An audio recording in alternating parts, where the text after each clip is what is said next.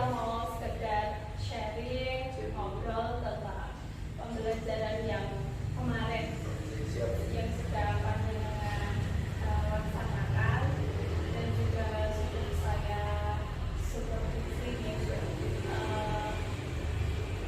untuk pembicaraan kita hari ini.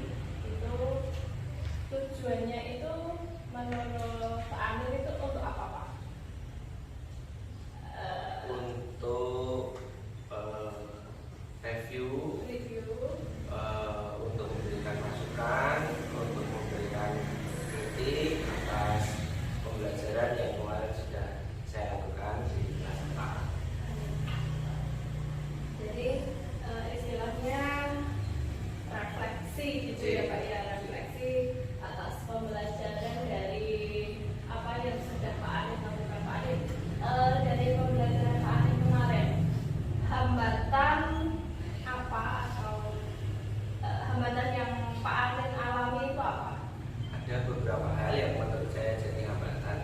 Yang pertama itu pada dasarnya siswa kelas 4 itu belum hafal aksara Jawa yang sederhana, yang hana coroko sampai monggo itu mereka basicnya, dasarnya mereka belum hafal di situ.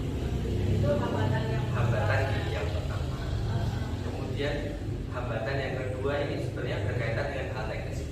Kemarin tuh saya merasa spidolnya tuh hilang beberapa Bu. Jadi saya tuh punya spidol sekitar 5 atau 6. Kemudian tinggal 3. Lah dari 3 itu cuma 1 yang ada, berarti yang 3 itu hilang kemana saya juga kurang tahu.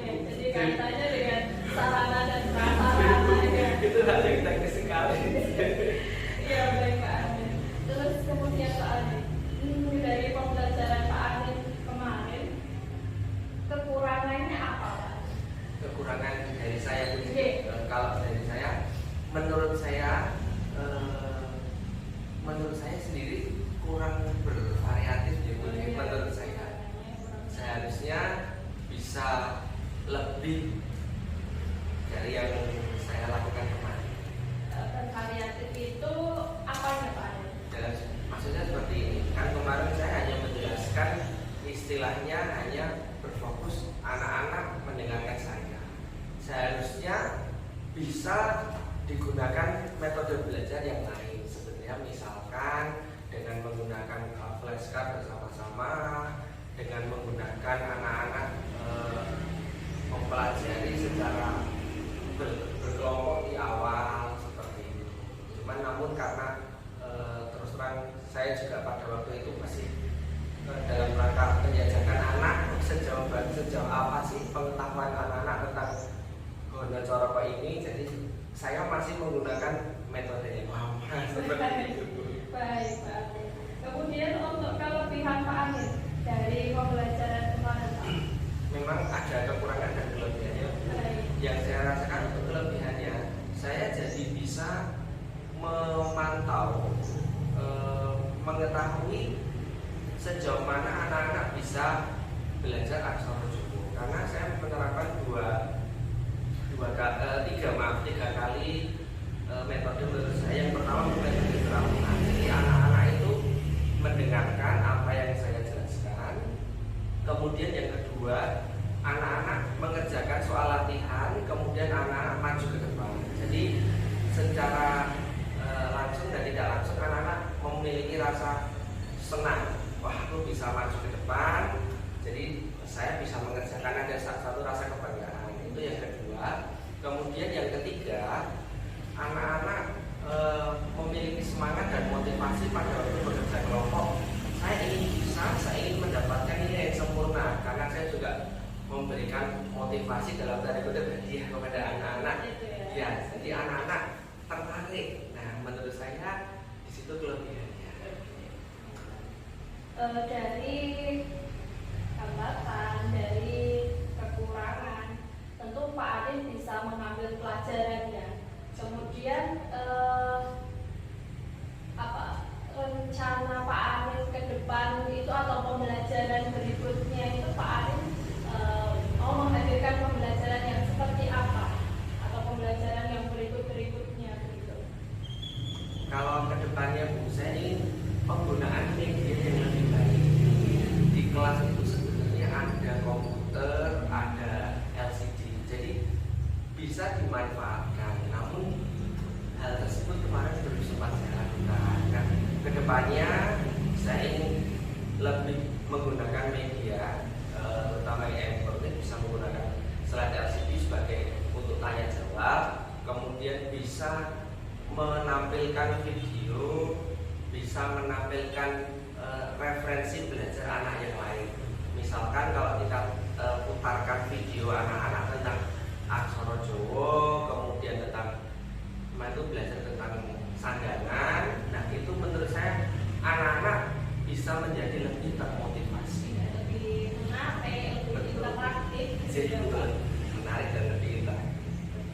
Baik Pak Alin, terus kemudian Pak Alin, dari rencana aksi panjenengan itu tadi mungkin ada persiapan tersendiri bagi anak misalnya? Untuk persiapan anak tentu ada.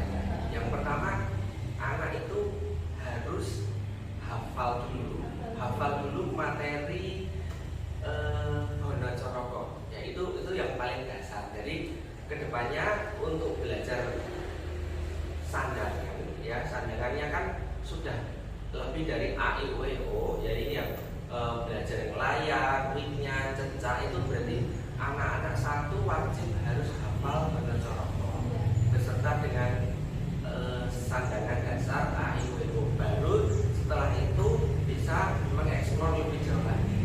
Karena nanti kedepannya kalau misalkan yuk kita belajar ini, mereka masuk aduh huruf gimana ya.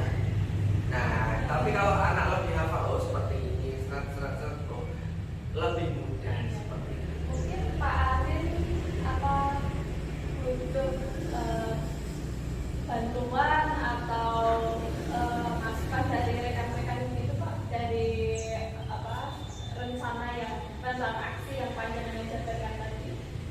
Bisa nanti untuk kedepannya saya mungkin akan berkoordinasi dengan beberapa guru kelas yang lain, misalkan dengan Pak Tarman atau Pak Huda, karena sebelumnya kan untuk aksara Jawa ini pasti sudah dipelajari di kelas 3. Saya juga ingin tahu ke Pak Tarman sejauh mana sih pembelajaran di kelas yang belum Pak Tarman sudah berikan. Kemudian saya juga bisa berkolaborasi dengan Pak Huda sebagai guru kelas 5, karena nanti untuk aksara Jawa yang kelas 5 otomatis tingkatannya akan lebih tinggi.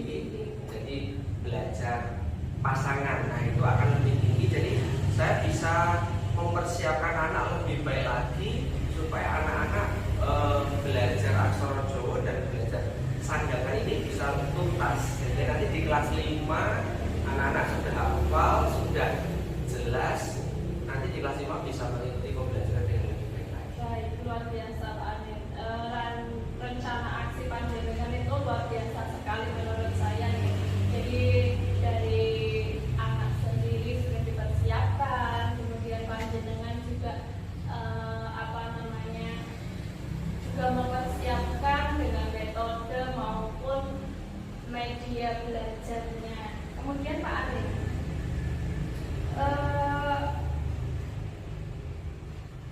pembelajaran itu nanti akan panjenengan sampaikan punya panjenengan punya komitmen waktu berapa lama atau kapan akan panjenengan panjenengan realisasikan gitu? Untuk pembelajaran aksara Jawa ini tentu tidak bisa hanya 1 dan 2 kali pertemuan khusus. Kurang lebih kalau 1 minggu 1 jam, maksudnya 1 pertemuan bahasa Jawa, saya perkirakan anak untuk lancar itu sekitar 3 kali pertemuan. 3 kali pertemuan di sini sebelum ujian itu tepat. Saya sudah hitung hari ini, maksudnya kemarin, kemudian minggu depan, dan akan nanti 1 lagi. Jadi pas 3 kali pertemuan itu nanti anak-anak sudah mumpuni atau sudah selesai belajar yang bab terakhir tentang aksara Jawa ini.